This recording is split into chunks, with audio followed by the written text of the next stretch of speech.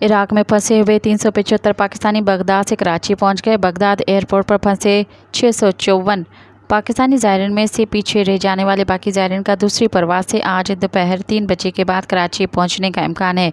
Baghdad airport से पाकिस्तानी ज़ायरीन को वतन वापस लाने के लिए पहली परवाज़ रात देर गए 375 ज़ायरीन को लेकर कराची के लिए रवाना हुई, जो अलल सुबह कराची पहुंचे। ख्याल रहा कि इराक के शहर बगदाद से ज़ायरीन को लेकर पाकिस्तान आने वाली फ़्लाइट्स मनसूख हो गई थी, जिसकी वजह से कई ज़ायरीन बगदाद एयरपोर्ट्स पर फंस गए थे। वाज़ेह है कि बगदाद एयरपोर्ट पर पाकिस्तानी ज़ायरीन के फंसे होने के मामले पर वफाकी वज़ीर मज़हबी उमूर चौधरी सालक हुसैन ने इराक में पाकिस्तानी सफ़ीर ज़ीशान अहमद से रब्ता किया और बगदाद एयरपोर्ट पर फंसे पाकिस्तानियों की बहिफाजत वापसी यकीनी बनाने की हिदायत की थी। मज़ीद ख़बरन ऐं तफ़सीलात लाइ विज़िट कयो असांजी वेबसाइट www.awamiNewsHD.com ऐं ॾिसंदा रहो अवामी न्यूज़ HD।